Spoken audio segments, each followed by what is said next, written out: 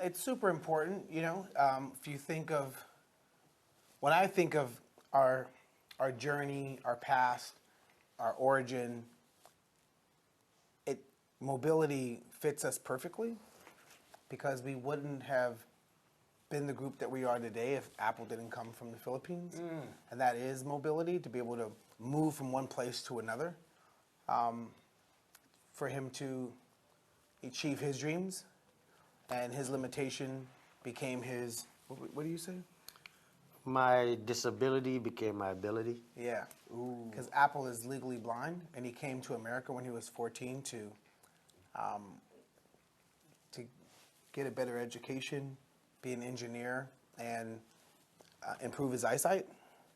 And that led us to, meeting our best friend. My best friend started the Black Eyed Peas, and he is the eyed of the Black Eyed Peas. Oh, wow. Oh. I think being students, as we said earlier, studying not just the music, but also the landscape of creativity, whether we're talking about fashion, writing, it just anything that deals with wanting to advance culture. That's something that we've always had our hand on the pulse of since we were teenagers, starting in circles, battling other people and trying to see what the next dance move or the next dance craze was going to be, the next hip-hop song, just always wanting to see what's next and being students of that.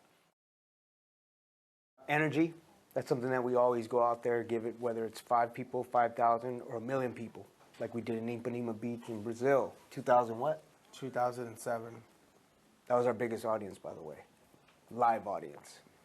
We just go out there, give our energy, maximum effort. If we're tired, we rely on each other to bring us up, and then we feed off the crowd and know that it's going out to millions of people streaming, so we're excited about that as well. Yeah, there's going to be a lot of movement, Taboo is the master of getting the crowd involved. He's like the energetic bunny up there. So Not Bad Bunny. Big shout out to Bad Bunny. Yeah, so we just feed off the crowd, and then we just bring a lot of energy and movement.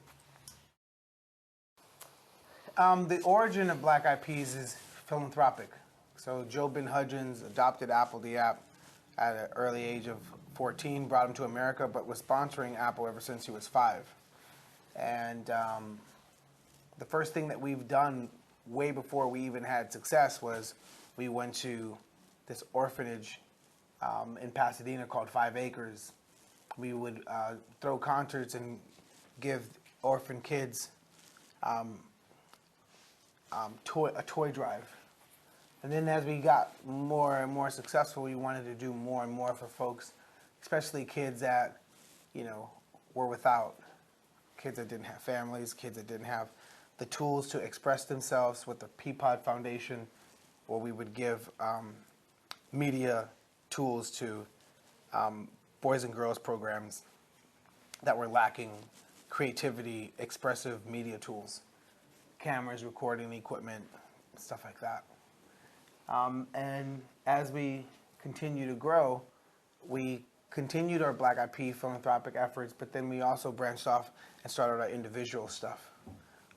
Apple has how many schools in the Philippines? About 34 schools. Apple has 34 schools in his country. I have 1 school in my neighborhood in the ghetto that I come from, and I just partnered with the Los Angeles Unified School District, and now we are in 200 schools across LA, serving about 11,000 students in Los Angeles with robotics and computer science skill sets. I've sent kids to Dartmouth, to Brown, to Stanford, to UCLA and USC.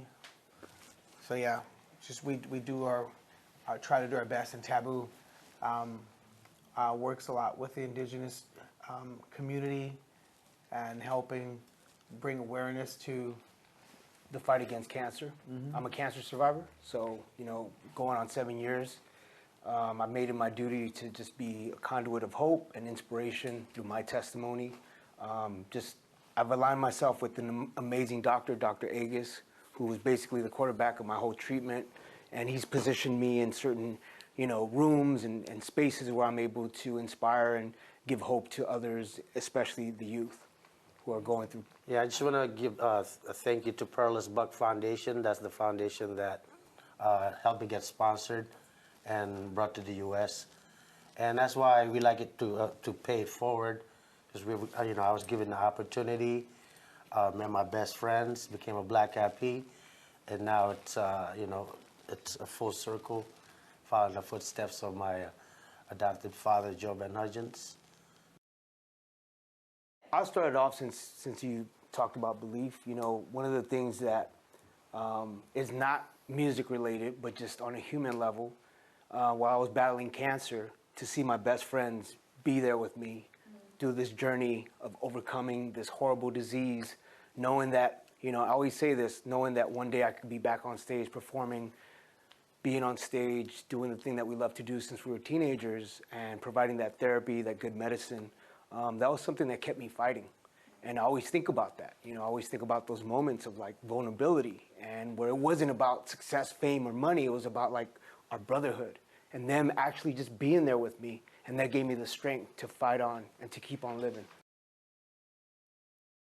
Friendship is a family that you select when you weren't blessed with a good family to be born into.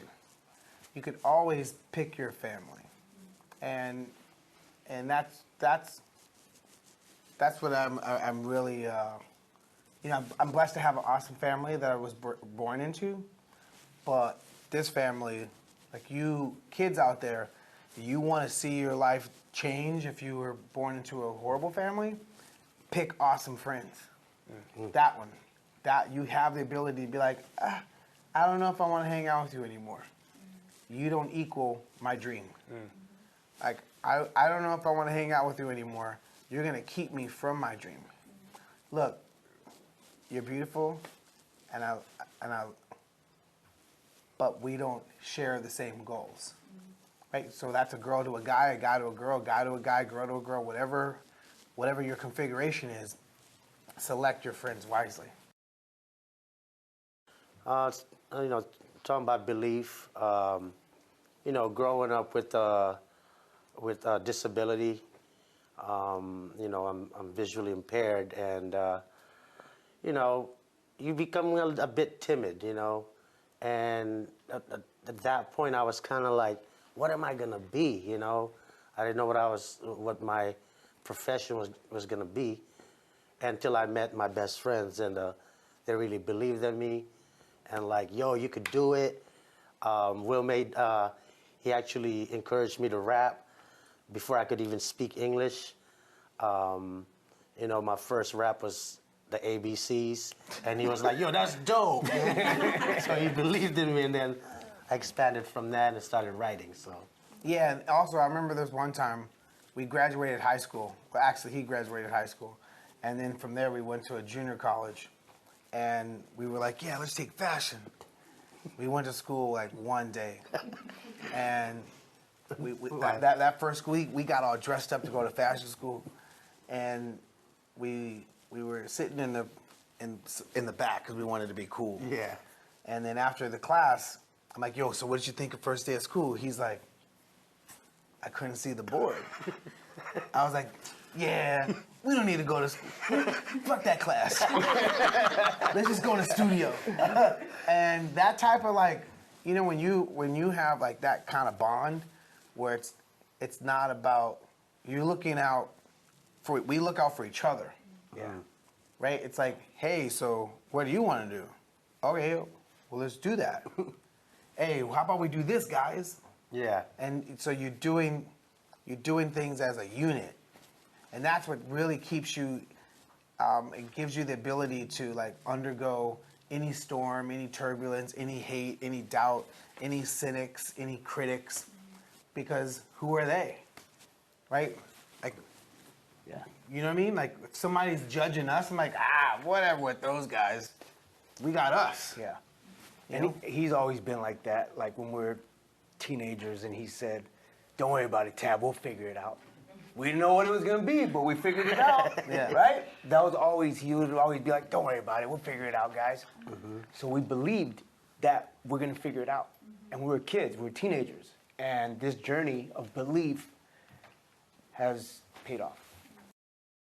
I think being students, as we said earlier, you know, studying not just the music, but also the landscape of creativity, whether we're talking about fashion, writing, you know, it just anything that deals with wanting to advance culture.